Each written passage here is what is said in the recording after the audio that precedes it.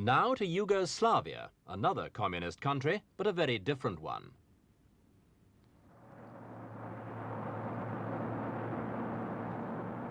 Yugoslavia is unique among European communist states in that it stands with one foot in the east and the other in the west. Although state ownership is fundamental to Yugoslavia's socialist economic thinking, the system incorporates many aspects of Western-style capitalism, particularly profit incentives and the relatively free flow of capital. And even though it's becoming increasingly involved with the Western European common market, it still remains an associate member of Comecon, the Soviet bloc trading group. But despite some advanced economic thinking, Yugoslavia has serious financial problems, which 2 devaluations of the dinar last year have been unable to solve. Economists blame high wage settlements and inefficient industry for the situation. What the government badly needs is new capital to help it beat the combined effects of inflation, high unemployment, and a chronic balance of payments deficit. And it's now making all-out efforts to attract foreign investment. One method it's using is to offer foreign companies a partnership with state-owned firms on generous terms. Another is the further development of the already successful tourist industry.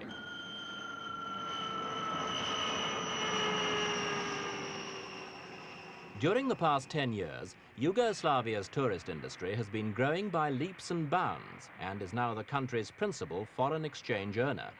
This year, well over 5 million people will spend their holidays in a Yugoslav resort, pouring £160 million into the national exchequer.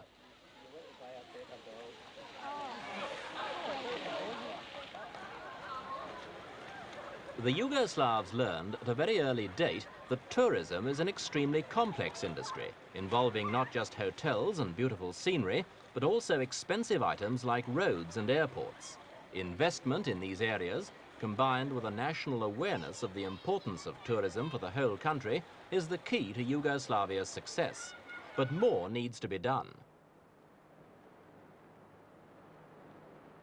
Yugoslavia's major tourist asset is the long, indented coastline that stretches all the way from Italy to Albania along the warm and as yet unpolluted Adriatic. 80% of all visitors to Yugoslavia spend their holidays in this region, which could soon be a serious rival to the Mediterranean resorts as the main playground for Western Europe's sun worshippers. In its search for more Western tourists, communist Yugoslavia is prepared to try almost anything, however adventurous or even controversial. This is Krk, the biggest of Yugoslavia's 1,200 offshore islands. Viewed from the sea, it holds out the promise of peace and seclusion. But Krk has just acquired a brand new luxury playground aimed at attracting wealthy jet-setters, and its palace hotel is like nowhere else in Yugoslavia.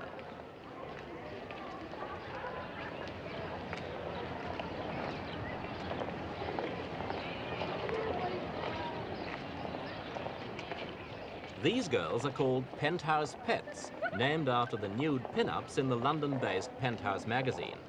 They're the visible proof that a remarkable business marriage between communism and capitalism has taken place, and the island of Krk has now become Penthouse Adriatic.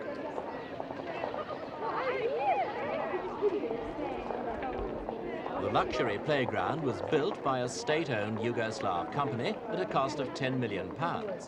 Now, after 2 years of negotiation, the Penthouse empire has been granted a 21-year lease on the hotel complex and outright ownership of the gambling casino. In return, Penthouse has had to invest £200,000 and will later hand over a quarter of its profits to the state. It is also responsible for providing the customers and the pets. When business starts booming, there'll be 3,000 pets working at Penthouse Adriatic, and all of them will be wearing costumes which have been designed on sound engineering principles. Recruiting local girls as pets has not been easy. Family opposition is strong. What do they think about you doing a job like this? They don't think very well about this job, but I explain them about this job. It's a well job, it's a good job. What did they not understand about it? Why didn't they think well about I it? think because we are in these costumes, because I can't tell you. It's not properly. fun. They think that we are not dressed properly to be a waitress. Do you think they'll get used to this kind of thing? I think so. After some time. It's not surprising that conservative Yugoslav parents regard waitresses who wear costumes resembling babies' nappies as vulgar. But it remains to be seen whether Penthouse's high wages will overcome their scruples. The key to the multi-million-pound Penthouse empire belongs to this man, Bob Guccione, a 39-year-old American from New York who claims his pets are doing more for East-West relations than the entire State Department in Washington. But he's also said publicly that he regards socialism as an evil. Why then should a communist country want a business partnership with a self-confessed arch-capitalist? I think we can make them more competitive. We can show them how to make money more profitably, because you can make money unprofitably. And we can generally improve conditions, competitive conditions. How were they, in fact, able to persuade you to take on this project? Well, if you look around you, you'll see that it wasn't very difficult to persuade me to take this on. This is possibly the most magnificent resort complex in the Adriatic. I think, without question, it is in Yugoslavia. I haven't seen all of Italy or Greece. But it was fitted in exactly with the sort of plans that we have for developing our image further overseas. Why weren't they, though, able to do this themselves? Why did they need to come to you specifically? Well, they don't have pets. They don't have the Penthouse image. They don't have the communications vehicle that we have. We reach 20 million people a month through the magazine. And this image of yours has already penetrated the Iron Curtain. Oh, yes, to a great extent. We've already been invited. I've been officially invited to one other Eastern country. I say officially at government level, to investigate the possibilities of putting up a penthouse resort in their area. And we've been unofficially invited to about 4 other places behind the Iron Curtain. One of the Italian magazines pointed out, or rather intimated, that Penthouse is out to win the Cold War with sex. And I think that in the end, isn't it better to do it with sex and love and beautiful girls than with guns? You know, it makes a hell of a lot more sense to me that way.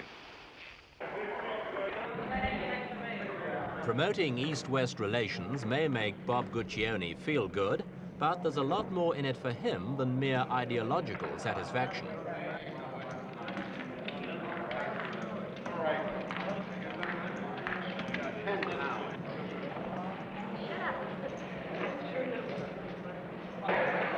The irony is that Yugoslavs themselves won't be able to gamble here. Their law forbids it.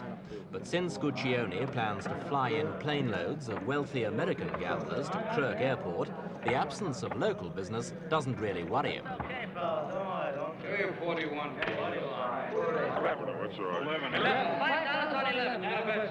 The first plane load of 178 rowdy gamblers from New York played the tables for 5 hours a night, every night. They behaved as all gamblers do. They smiled when they won and cursed their luck when they lost. Turnover at the tables is expected to exceed £100,000 a week, and there's no law which says Yugoslavs can't cream off their share of a decadent capitalist diversion.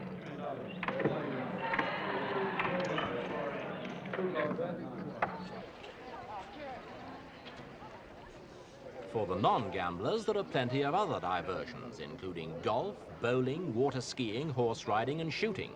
There's also a nightclub, a discotheque, and a choice of restaurants and swimming pools. It all adds up to the complete Penthouse happiness package, a glossy and seductive tourist dream.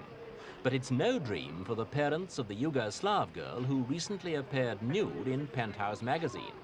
The entire family's now been shunned by the local community. That, of course, won't stop the whole venture from providing a boost to Yugoslavia's tourist industry and to Bob Guccione's bank balance.